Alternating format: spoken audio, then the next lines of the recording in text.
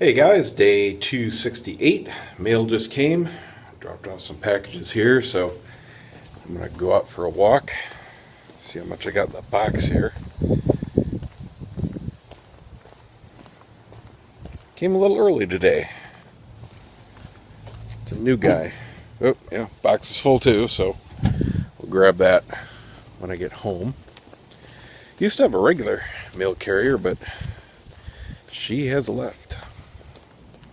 Ever since the post office has been in trouble, everything's been changing. We used to have a regular nice route, and I'd get the mail every morning about 9:30, 10 o'clock. Regular carrier, normal schedule. And then about 2 years ago, it got shifted, and then it was late morning, and then it was early afternoon, then it was late afternoon. Now it's kind of back to early afternoon, but you never know who you're going to get. I've seen, I don't know, 5 or 6 different drivers. I do occasionally see the old one we had. Maybe she's just filling in for somebody, but that's really rare.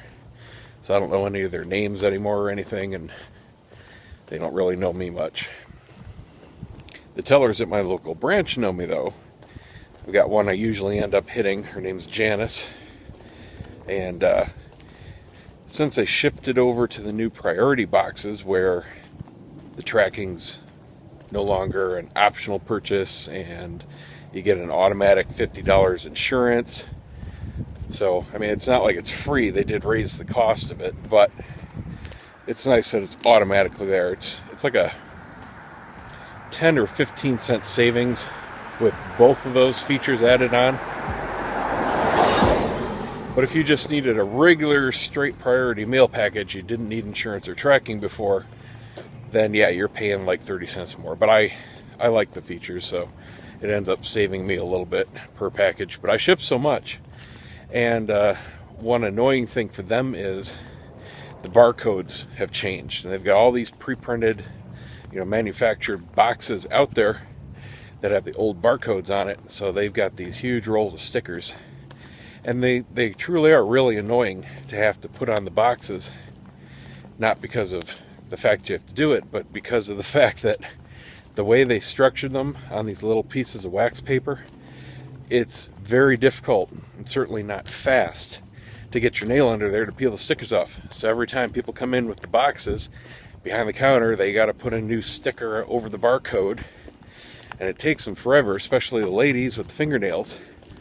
So I ship so much stuff, they gave me a little stack of their stickers so I can pre-apply it to all my boxes before I come in, and saves them some time and saves me some time at the counter.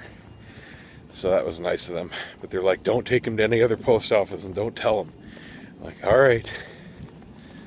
Man, I'll tell you, that mail situation with the Nexus yesterday pissed me off so bad. I was really contemplating getting an iPad mini Retina today.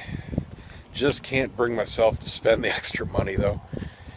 But I'll tell you, that is the one big difference between Android and iOS. iOS may be a little limited, may not have all the choice, but it just works. I can trust it. I can't say that about Android. Every single time there's a round of updates, it's like a crapshoot. All right, what's going to be broken this time? And there's never been a point on either one of my Nexuses, which are the cream of the crop of Android devices, where every single thing just worked. I don't need the best of anything. iOS 7 certainly doesn't have the best apps of everything, but it works. I can trust everything. And that's the thing. If I can't trust, like I got up this morning, fired up mail, and it said no messages. I know that's bullshit. There doesn't go 15 minutes where I don't have email. Literally, around the clock.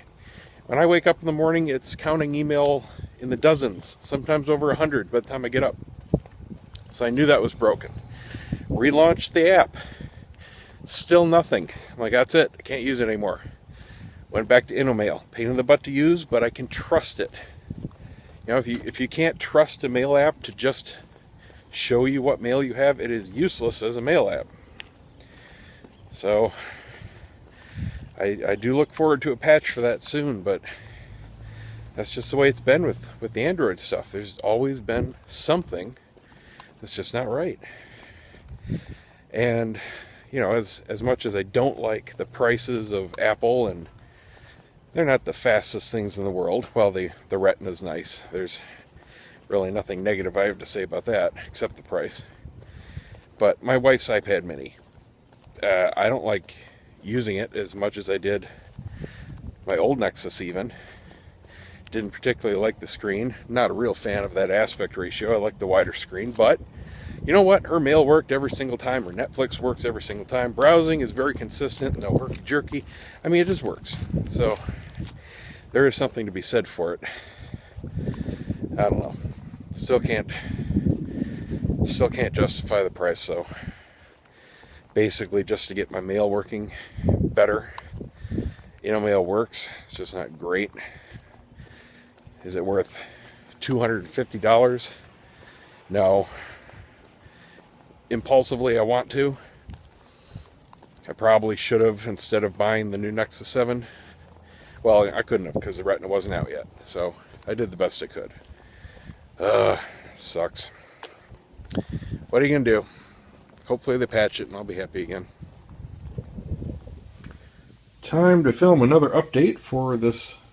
What are we on?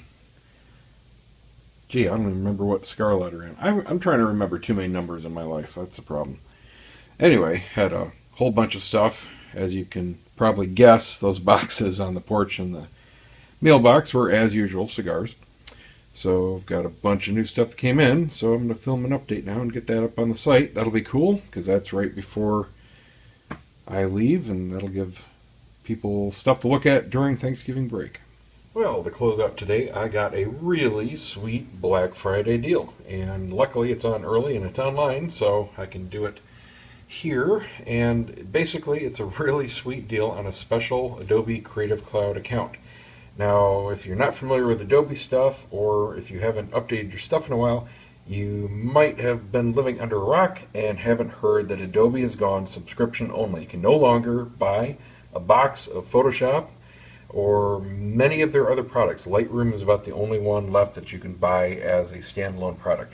They are now all cloud-based, so you buy an account and basically rent all the software month to month, which kind of sucks. If you have to pay full price, it's $50 a month. That gets you their whole stuff, but most people don't need their whole thing. They only need one, maybe two apps. As a photographer, the two that pretty much every one of us use are Photoshop and Lightroom.